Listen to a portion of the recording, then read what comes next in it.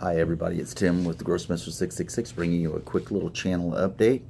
I got my first unit done for my St. English Civil War project. I did these guys, and hopefully, I'm not even going to try to say that. I've tried that Harquebusiers, Americans. They were fun to paint.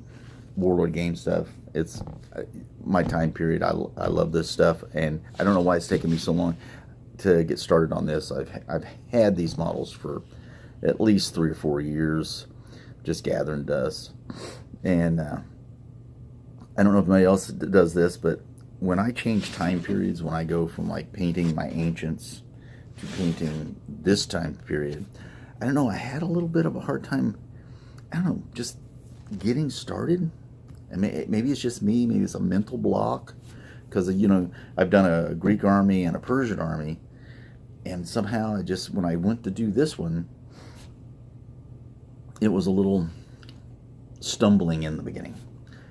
But once I got rolling, I had a good time doing it.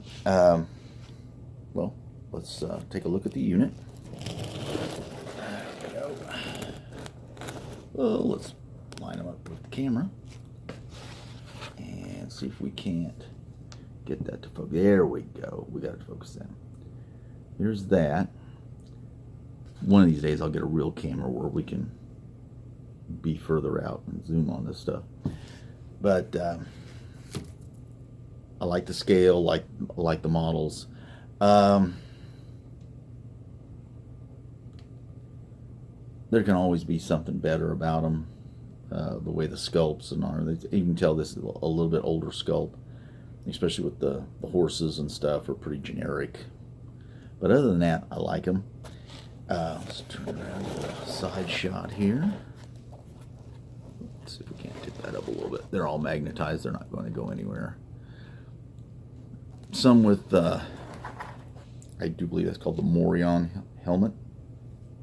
And some with just regular hats with plumes and stuff like that in it. I really did like it. I really did like them, and I decided to use like a little bit of red and blue throughout each model to kind of bring the unit together, but yet not make them uniform. That may have been what was holding me back too.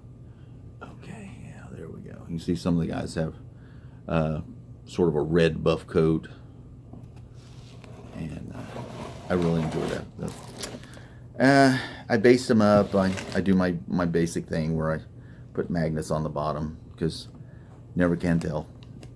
Different game system may come along, will be model removal, but they're ready to go. Really like these guys. Next up will be pikemen with the support of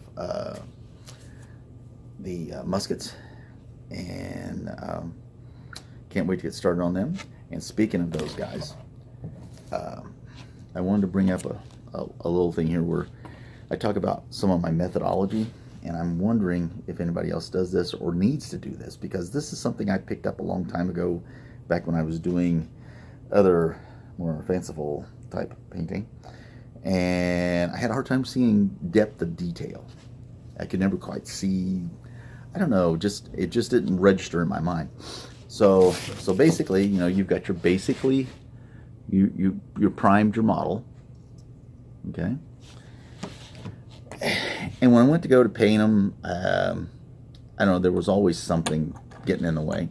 So what I started doing was putting a black or a brown wash, and you can tell the difference in the two, because one becomes more of a gray color.